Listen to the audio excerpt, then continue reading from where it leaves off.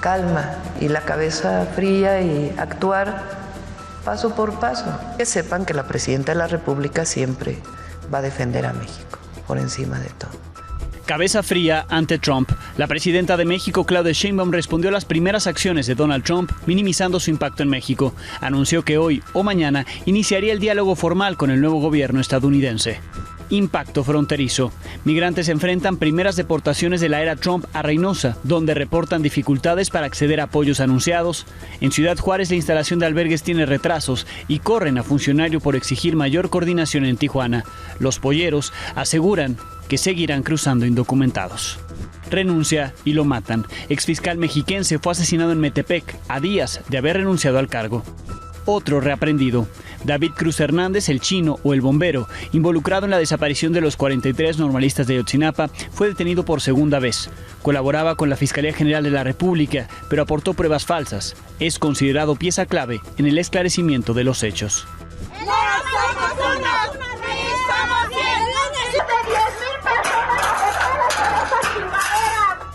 De Tultitlán a Toluca, vecinos de la colonia Fimesa, ahora Cuarta Transformación, llevaron sus reclamos por el cambio de nombre hasta la capital del Estado de México, donde protestaron frente a Palacio de Gobierno y el Congreso.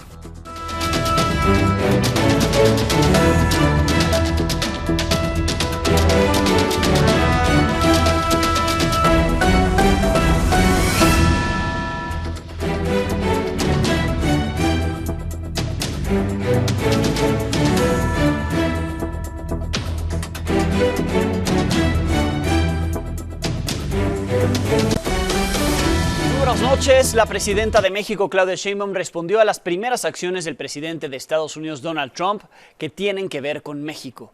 Y habló de la amenaza latente de imponer aranceles a partir del 1 de febrero. Pidió tener calma y cabeza fría.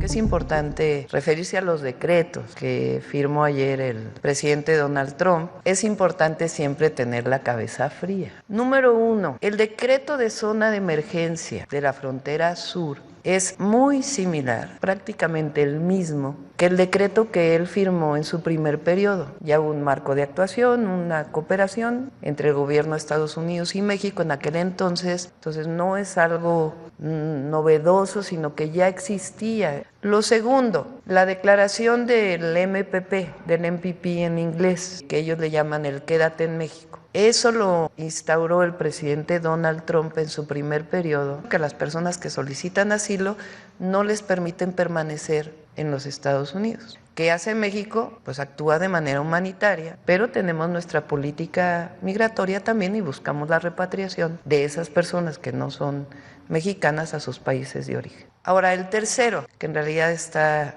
hacia el final, es el tema del Golfo de México. Dicen que le va a llamar Golfo de América en su plataforma continental. Para nosotros sigue siendo Golfo de México y para el mundo entero sigue siendo Golfo de México. 4, que es, digamos, lo nuevo que no había ocurrido, los cárteles como organizaciones terroristas. ¿Qué decimos nosotros? Ellos hacia adentro de su territorio pueden actuar y deben actuar. Pero hemos dicho aquí otras veces que dentro de Estados Unidos también operan organizaciones criminales, que son las que venden el fentanilo y otras drogas. Entonces, en su territorio ellos actúan frente a México, la defensa de nuestra soberanía y buscar siempre el diálogo para la cooperación, sin subordinación.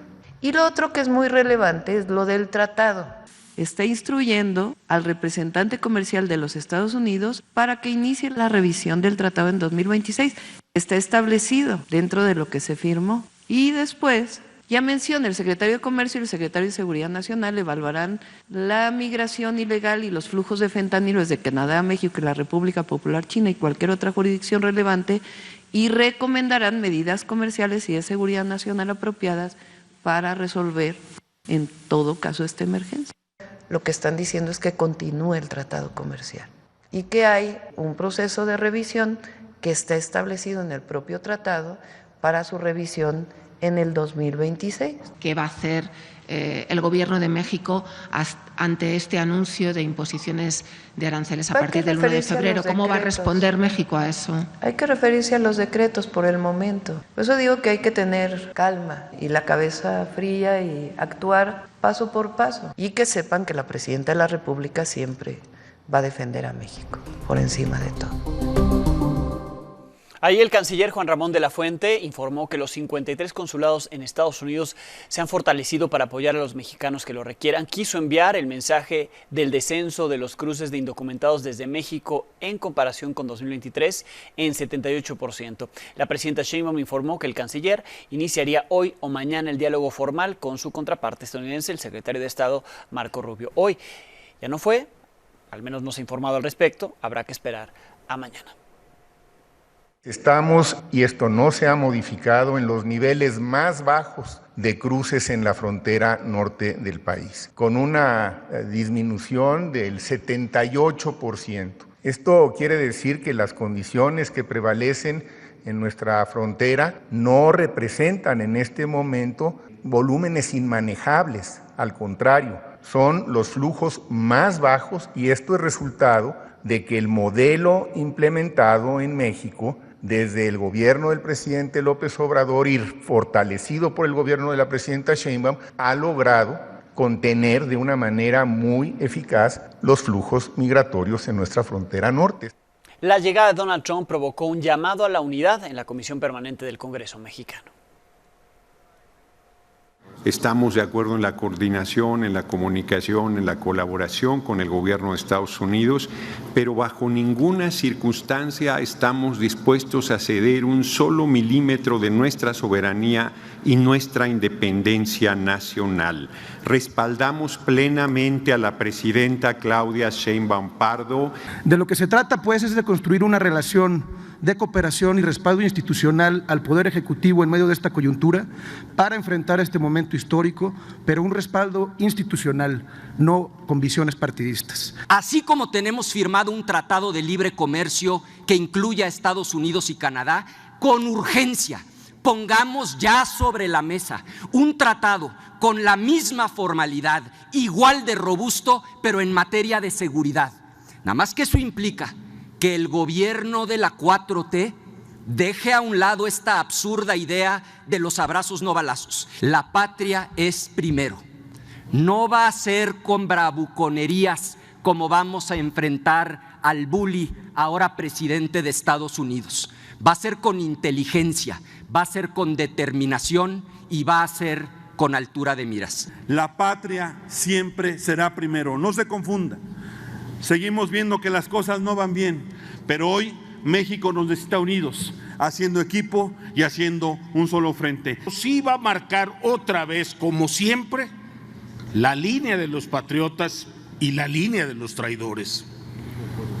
Porque a la unidad que se llama hoy es una unidad sin peros. Esta presidencia quiere resaltar, celebrar el que todos los grupos parlamentarios representados en el Congreso mexicano han cerrado filas en torno a la defensa de la independencia, de la soberanía nacional y del pueblo de México. Pero el llamado a la unidad no es suficiente ante las acciones que ya se están implementando desde Estados Unidos. La zona fronteriza será la que más resiente este impacto, con migrantes que vuelven, otros que quedaron varados y más que se acerquen a esa zona del país. Hoy fueron deportados 61 mexicanos hacia Reynosa, Tamaulipas. La historia es de Liliana Padilla e Israel Navarro.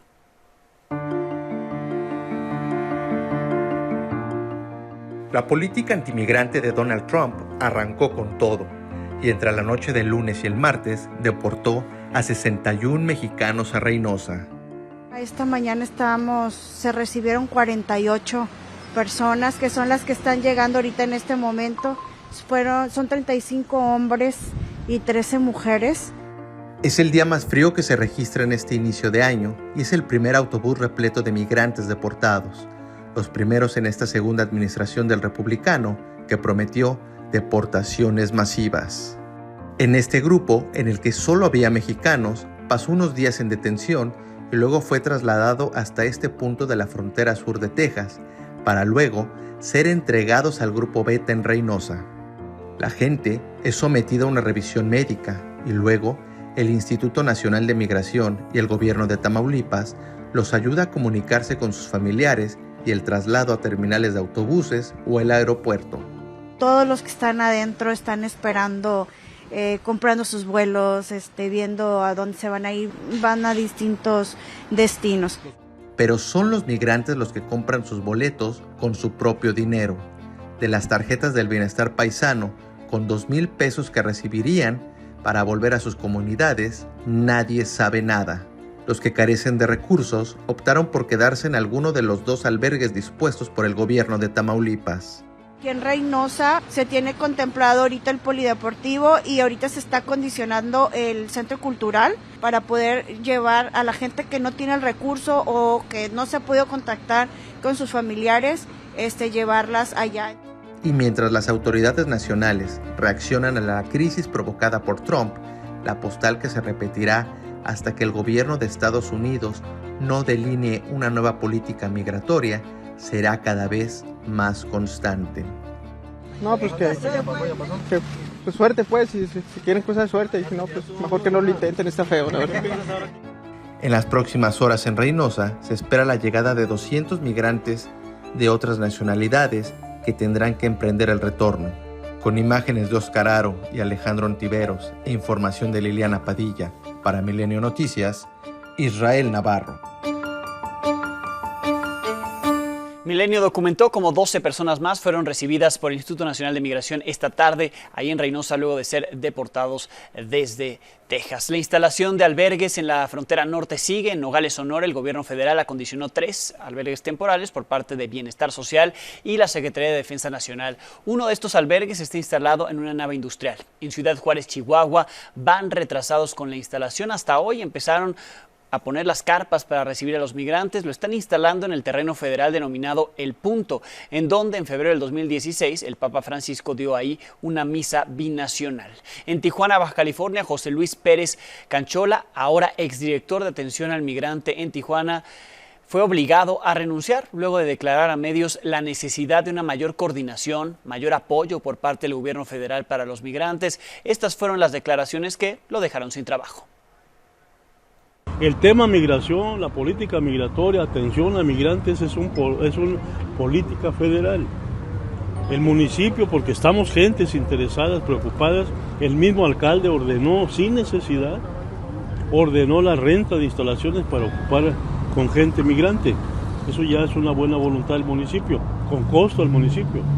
Pero la responsabilidad fundamental de atender la migración es federal, con recursos federales.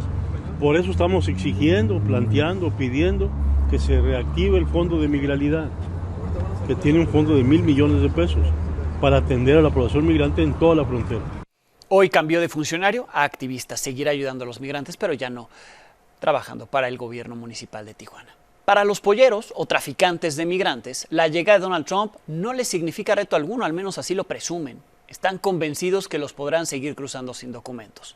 Mi compañero Said Betanzos conversó con uno de ellos y aquí el testimonio. Pues ahorita es un poco más difícil y a la vez más caro, y pues el control siempre lo han tenido los güeros. Pocos tenemos el privilegio de pasar cerca sin pisar montañas ni escalar muros. Una persona que anda fuera de la ley va arriesgando muchas cosas. Es lo que les ha pasado, que los asaltan. Endurecieron esto porque hacen grupos delictivos que secuestran a la gente en la frontera, en las montañas, o aquí mismo en la ciudad, los meten a un hotel, desde municipal hasta federal.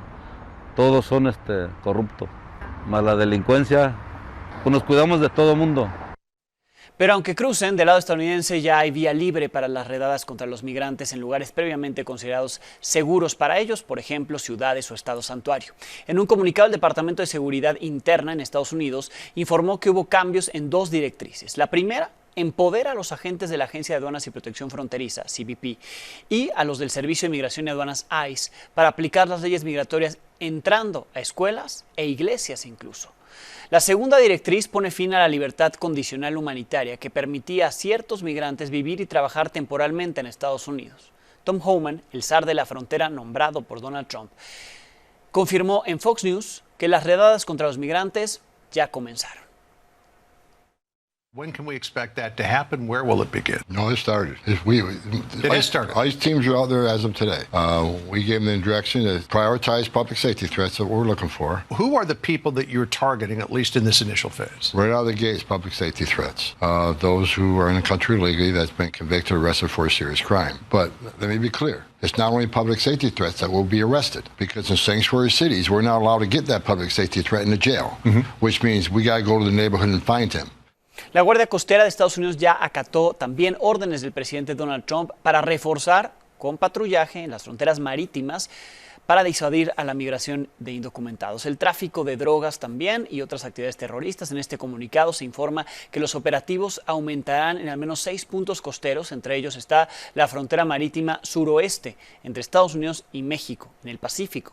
La frontera marítima entre Texas y México, en el Golfo, ahí dice, voy a hacer referencia a eso porque es una ocurrencia, dice ahí entre comillas, Golfo de América, pero es el Golfo de México. Además de apoyar a los agentes de aduanas y protección fronteriza en zonas marítimas de la frontera suroeste de Estados Unidos, así la Guardia Costera también vigilando la frontera marítima entre ambos países. Las medidas en contra de los migrantes y de la comunidad LGBTQ+ llevaron a la obispa, que hoy encabezó el servicio religioso, que es conmemorativo en cada inauguración presidencial. Es el último evento de cada inauguración presidencial, ocurrido el día siguiente de que el presidente de Estados Unidos rinde protesta. Hoy todas estas limitantes la llevaron a decir esto ante Donald Trump. Pidió misericordia para todos ellos.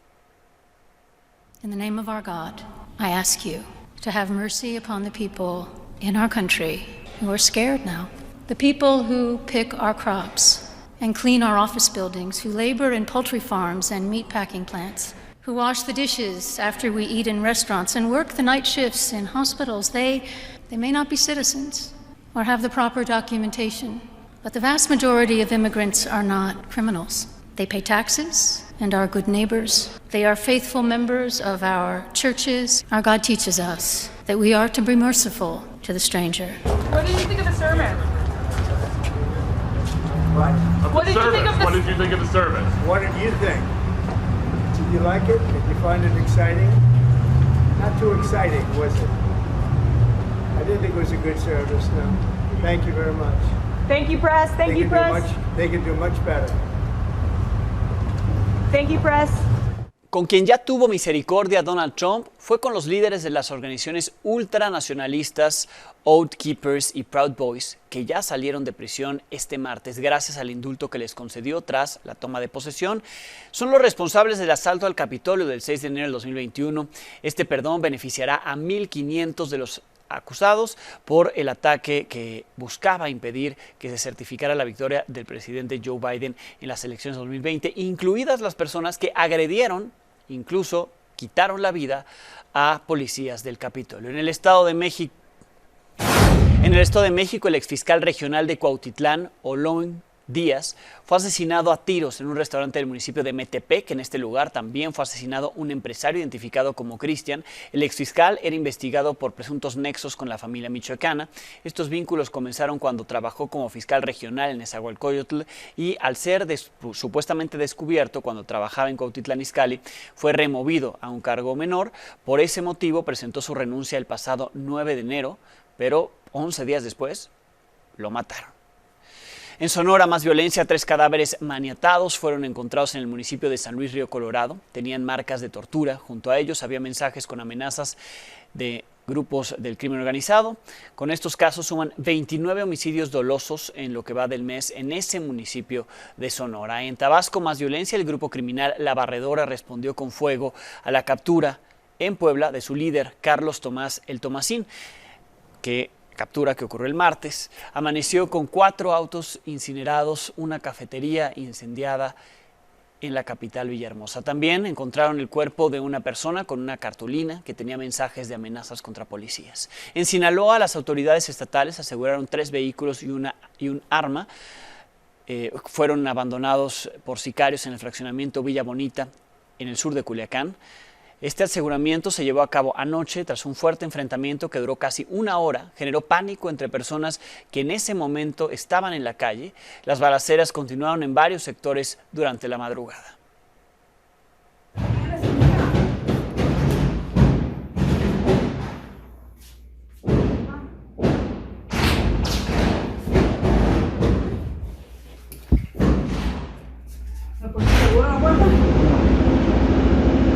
fue.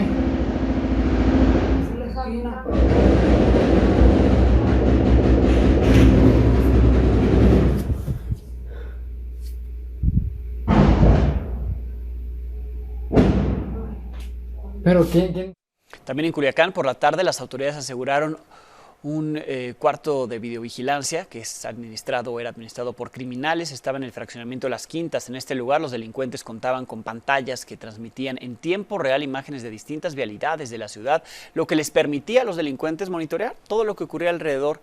Ahí 2 personas fueron detenidas. Por la noche, en Culiacán, medios locales reportaron la muerte de Alexander, el niño de 9 años que resultó herido de bala durante el ataque contra su familia que ocurrió la madrugada del domingo. En un supuesto intento de robo, pasó 48 horas internado en el hospital con 2 heridas de bala. Alexander es hermano de Gael Antonio, de 12 años, que falleció el domingo poco después de este ataque, en el que además fue asesinado su padre. Según medios de Sinaloa, en los 4 meses que lleva la guerra entre Mayos y Chapitos, han resultado heridos al menos 20 menores de edad, pues estos 2 se murieron ya. Mientras tanto, el gobernador de Sinaloa, Rubén Rocha Moya, habló sobre la designación de los cárteles como organizaciones internacionales de terrorismo por parte de Estados Unidos. Dijo que cada quien llame como quiera a sus, así dijo, a sus grupos, como si fueran de un país o de otro, cuando al final los grupos criminales afectan a todo el mundo. Lo que se tenga que hacer en cada país, que lo haga cada país de acuerdo con su constitución y con sus leyes, cómo determinan que se deben de llamar los grupos tales o cuales en su territorio. Eso lo decide cada país con su independencia y su soberanía aplicando sus constituciones.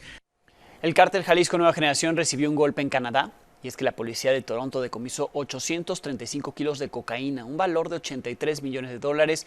Para lograrlo, las autoridades canadienses realizaron una investigación que duró 5 meses, el tiempo en el que descubrieron vínculos de la mercancía con el cártel Jalisco Nueva Generación. Ahí las imágenes, todo eso fue lo incautado. En este espacio le he contado el caso de la joven Yael Montserrat Uribe. Desapareció en julio del 2020. Su madre, Jacqueline Palmeros, fundó el colectivo Una Luz en el Camino para localizarla, y lo logró con ayuda de voluntarios. A casi 5 años de la desaparición, la fiscal de la Ciudad de México, Berta Alcalde, le confirmó que una serie de restos óseos encontrados por el colectivo en noviembre pertenecen a Yael. El sitio donde encontraron estos indicios está ubicado en una zona del Ajusco llamada Llano de Vidrio, aquí en la Ciudad de México, a más de 20 kilómetros del lugar donde se le vio por última vez en la alcaldía Iztapalapa. En julio le dimos a conocer que las 2 personas detenidas por la desaparición fueron liberadas por inconsistencias en el proceso, pero ahora, con los restos identificados, la familia espera que el proceso tome otro rumbo, se reponga y esas personas vuelvan a estar detenidas. La señora Jacqueline Palmeros platicó con mi compañero Mario García, le contó cómo es que le confirmaron que se trataba de su hija y por lo que regresarán al lugar para buscar más restos de Yael. Durante la brigada del Ajusco, la brigada regional Ajusco 2024, fueron hallados restos óseos que pues nunca pensé que se trataran de mi hija. Todos los indicios pertenecen a mi hija. Es una zona de difícil acceso, es una zona que también se presta mucho para este tipo de actos. Hasta este lunes, que ya quedamos perfectamente notificados por peritos especialistas y genetistas, pues nos dieron a conocer que se hicieron en sí cuatro confrontas. Primero conmigo y con mi nieto el más grande, y después conmigo otra vez y con mi nieto el más pequeño. Ahora con estos nuevos indicios tendríamos que ver cómo ahora se va a tipificar la desaparición. Esta mañana, autoridades federales detuvieron a David Cruz Hernández, alias El Chino o El Bombero, un integrante del grupo de Guerreros Unidos involucrado en la desaparición de los 43 normalistas de Ayotzinapa en 2014. Hasta hace poco, El Chino colaboró con el gobierno federal como testigo protegido, pero todas las pruebas que ofreció se echaron abajo. Al parecer eran falsas. Emir Castañeda nos cuenta. David Cruz Hernández, El Chino o El Bombero, era hasta hace poco un testigo protegido del gobierno federal y pieza clave en la construcción de la nueva narrativa del caso Ayotzinapa, la cual supuestamente sepultó la verdad histórica del gobierno de Enrique Peña Nieto. Permitieron realizar un análisis lógico-causal y llegar, sin lugar a dudas, a concluir que los estudiantes normalistas fueron privados de la libertad, privados de la vida, incinerados y arrojados al río San Juan en ese orden. Fuentes consultadas por Milenio señalan que el chino y su esposa fueron responsables de entregar a la Comisión para la Verdad Ayotzinapa las capturas de los mensajes de WhatsApp que fueron reveladas el 18 de agosto del 2022 y que supuestamente probarían que los 43 normalistas no fueron tirados en el basurero de Cocula. Porque son mensajes que nos abren nuevas líneas de investigación, que facilitan el rompimiento del pacto de silencio, permiten ratificar la corresponsabilidad de distintos actores que participaron en la desaparición. Además, los mensajes entregados por el chino sirvieron como pruebas para presentar denuncias contra un grupo de militares que supuestamente estuvieron involucrados en el caso. Sin embargo, meses después, los mensajes fueron descalificados en una conferencia de prensa del grupo interdisciplinario de expertos independientes. Se determina que no es posible garantizar la originalidad de los mensajes que fueron capturados en imágenes o mediante registro fotográfico. De acuerdo con su declaración ministerial en Poder de Milenio, el 11 de octubre del 2014, el chino declaró que se desempeñaba como elemento de protección civil de Iguala de manera voluntaria y que al mismo tiempo trabajaba como jefe de halcones de Guerreros Unidos, por lo que recibía 6,000 pesos al mes. Según las investigaciones de la PGR, durante la noche de Iguala, el chino fue el responsable de tirar el cuerpo del normalista Julio César Mondragón, el cual fue localizado con múltiples señas de tortura en un camino de terracería. David Cruz Hernández fue detenido en 2014, pero quedó en libertad después de que se le repuso el proceso en su contra en 2020. Durante su detención este martes, al chino se le aseguraron un arma, marihuana y metanfetamina en la Ciudad de México, donde supuestamente operaba como narcomenudista. Para Milenio Noticias, Emir Castañeda. La detención de este sujeto, conocido como el chino, se suma a la reaprehensión de otros elementos clave en el caso Iguala y que están relacionados con el grupo delictivo Guerreros Unidos. Entre ellos está Marco Antonio Ríos Berber, que en su primera detención dijo haber comprado el diésel con el que se incineró a los normalistas, según la llamada verdad histórica. También está Gildardo López Astudillo el Gil, quien había sido liberado porque su testimonio fue obtenido bajo tortura y después dio información a la Fiscalía General de la República como testigo protegido Juan. Otro es Felipe Rodríguez Salgado el Cepillo, quien aparece en un video siendo torturado por Tomás Herón de Lucio, exdirector de la Agencia de Investigación Criminal. El más reciente detenido fue Alejandro Benítez El Cholo Palacio, señalado de participar en la emboscada contra el equipo de los avispones aquella noche, el 26 de septiembre de 2014. Le repito, muchos de ellos ya habían sido detenidos y los reaprenden porque no sirvió de nada su colaboración en el sexenio pasado. Sobre la elección del Poder Judicial, el Tribunal Electoral votará mañana para echar abajo los acuerdos del Comité de Evaluación del Poder Judicial por los que suspendió el proceso de selección de candidaturas. Se trata de un proyecto de la magistrada presidenta Mónica Soto, del que Milenio tiene copia, en el cual desecha las impugnaciones contra la suspensión del comité y ordena que se reactive el proceso, es decir, la evaluación de los candidatos por parte del Comité del Poder Judicial en 24 horas. Este proyecto necesita 3 votos para que sea una sentencia definitiva e inatacable en materia electoral, a pesar de que la Suprema Corte ya había decidido respetar la suspensión del proceso como lo está haciendo el comité. Así es que el Tribunal Electoral prevé aprobar esto y darle 24 horas al Comité del Poder Judicial para que reactive la evaluación de las personas aspirantes a candidaturas judiciales. La Asociación Nacional de Magistrados de Circuito y Jueces de Distrito del Poder Judicial de la Federación anunció que trabajadores del Poder Judicial decidieron suspender labores de manera indefinida por recortes al presupuesto de más de 13,000 millones de pesos. Esta situación, argumentan los juzgadores, afecta directamente la operatividad de los tribunales, así como las prestaciones y derechos laborales de los trabajadores del Poder Judicial de la Federación. El paro indefinido inició en Tabasco y ya sumaron otros estados como Chiapas y Zacatecas.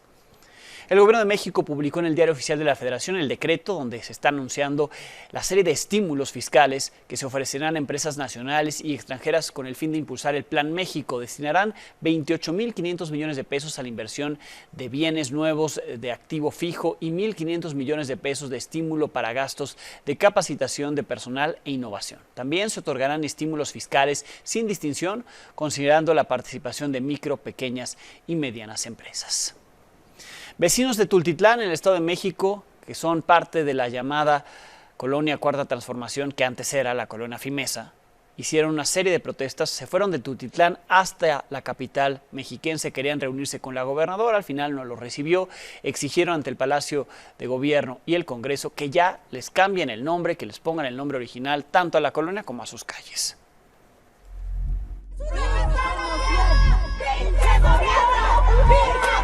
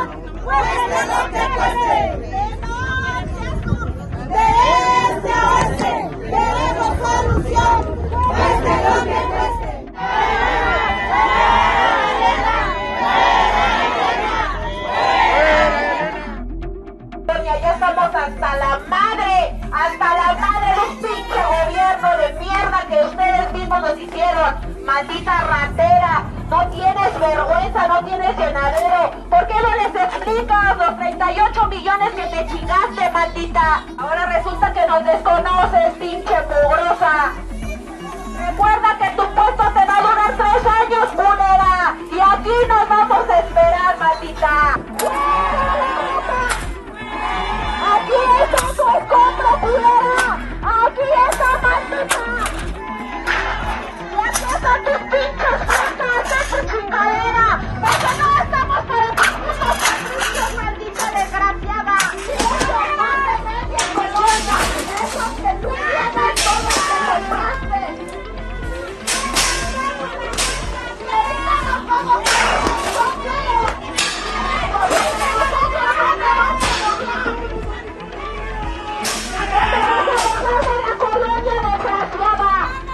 Somos más de 10,000 personas afectadas por estas chingaderas. No somos la cuarta transformación. Somos Fimesa 1, 2 y 3.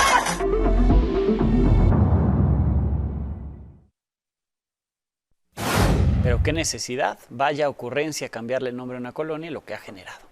El colectivo Ni un repartidor menos ha documentado más de 17,000 casos de repartidores de aplicaciones que han estado involucrados en accidentes, siendo este uno de los oficios de mayor riesgo, de alto riesgo en el país, sobre todo en la Ciudad de México. Mi compañera Erika Flores conversó con algunas de las personas que se han visto afectadas.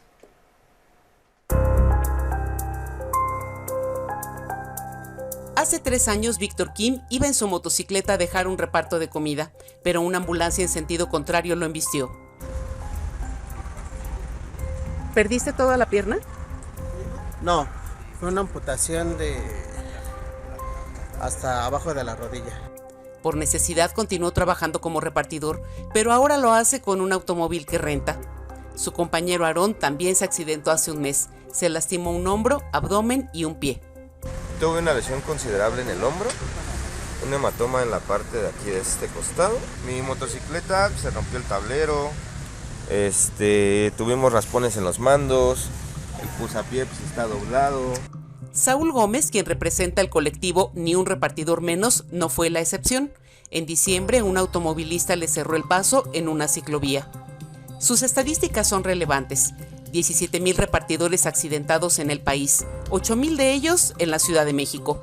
47 murieron en asaltos y 453 fueron atropellados en su jornada laboral.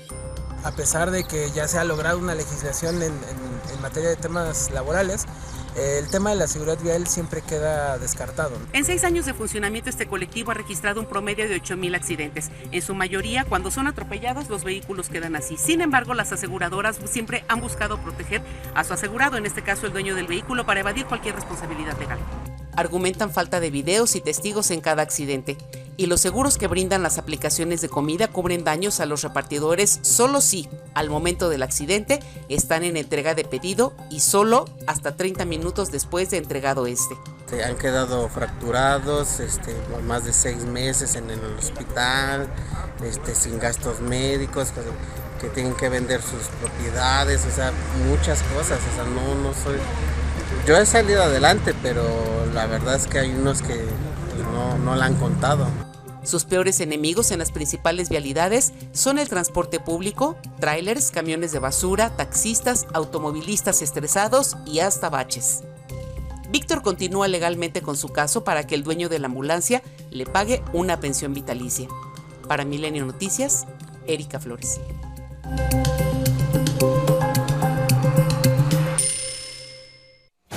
El frío continuará en todo el país. El Servicio Meteorológico Nacional informó que el Frente Frío número 24 y una masa de aire ártico provocarán un descenso en las temperaturas, principalmente en el norte y noreste de México. Estos efectos ya pueden percibirse esta mañana. En Chihuahua el termómetro marcó 10 grados bajo cero con una sensación térmica mucho menor y caída de nieve. Mientras tanto, en Nuevo León las bajas temperaturas han provocado caída de nieve en municipios del norte, así como la formación de hielo en el asfalto. En Veracruz, las clases se suspendieron en todo el estado por nevadas en la zona montañosa de esa entidad y los vientos de norte de hasta 120 kilómetros por hora que se han presentado. Un incendio consumió el Hotel Grand Kartal de 12 pisos. Está ubicado en la popular estación de esquí de Turquía, dejando al menos 76 personas muertas, más de 50 personas heridas. 2 de los fallecidos se habrían lanzado al vacío cuando se desató este incendio durante la madrugada en el restaurante del hotel en el que había 234 huéspedes. Según testigos, el sistema de detección de incendios no funcionó. Ya se investigan las causas del mismo y hasta el momento 9 personas ya fueron detenidas. El ejército de Israel inició una operación en Cisjordania que incluye bombardeos aéreos y la incursión a través de tierra de las tropas. Durará alrededor de tiempo indefinido, dice, lo que resulte necesario, de acuerdo con el primer ministro Benjamín Netanyahu. El objetivo es acabar con el terrorismo en la región. Este primer ataque dejó al menos 9 muertos, en tanto el jefe del ejército de Israel, Herzi Halevi, anunció que renunciará el 6 de marzo, asumiendo la responsabilidad por la falla de seguridad del 7 de octubre de 2023, cuando el grupo terrorista Hamas llevó a cabo el ataque transfronterizo contra Israel. ביומה הראשון של המלחמה, בהערכת המצב המטכ"לית, לקחתי בקול רם וברור את אחריותי לכישלון צה"ל בהגנה על האזרחים בשמחת תורה תשפ"ד. כך גם עשיתי ביום השישי למלחמה באופן פומבי. ייעודו המרכזי של צה"ל הוא להגן על אזרחי המדינה. כשלנו בכך. אומר מראש, הלוואי ולא היינו נדרשים להישגים אלה, ואין הישג שישיב לאחור את הכאב, הצער והאובדן העצומים שנגרמו מיום פתיחת המלחמה. Pausa y volvemos. Minelia Taide, ya no sé si es nota otro fracaso de la selección mexicana de fútbol. ¿Cómo estás? Muy buenas noches, Alex. Así es, perdió la selección mexicana 2-0 contra River Plate. Efectivamente, pues bueno, siempre se espera que gane la selección, pero lo habíamos comentado, Alex, también lleva un equipo H, que aquí hay que obviamente señalar, ¿no?, a los directivos del fútbol mexicano que no prestaron a sus jugadores, pero bueno, con jóvenes hicieron lo que pudieron. Efectivamente se esperaba un resultado diferente, sobre todo después de que le ganaron al Inter de Porto Alegre la semana pasada, y bueno, los goles fueron de Giuliano Galopo y también lo concretó Miguel Borja, el segundo, un golazo, Alex, desde fuera del área. Iniciaron 3 campeones del mundo por parte de River Plate, Franco Armani, también Germán Pesela y Gonzalo Montiel, 3 de los 4 campeones del mundo que tiene justamente River Plate. Jugaron en un estadio también con poquito más de 84,000 aficionados. Muy buena entrada, ¿no? Claro, se llenó porque esta era la presentación justamente de River Plate ante su público, por eso es que había justamente mucha presión hacia la selección mexicana. Imagínate, jóvenes, obviamente tratando de que ese tipo de escenarios pues no les afecte. Al final no consiguieron siquiera concretar un gol, pero bueno, vamos a escuchar reacciones del partido. Vimos que a algunos no les alcanza, esa es la verdad. Pero bueno, es decisión mía haberlos traído, jugar con ellos, jugar de esa manera, y en todo caso pues ya insisto, las conclusiones las saco en función a lo que viene. Yo estoy contentísimo con esta gira, con la conducta, no con la derrota, que insisto, no se estaba presupuestada, pero me hubiera gustado pelear un poquito más, sobre todo los primeros 45, pero bueno, es lo que había. Dimos la cara en la segunda parte y ya está. Pues de entrenamiento no está mal, pero siempre y cuando sí vayan a hacer eso los jugadores, ¿no? Pero dices, es una selección que no es la que... Sí, exacto, imagínate, consigues 2 buenos partidos, porque eran 2 buenos partidos en Sudamérica, ante Inter de Porto Alegre, ante River Plate.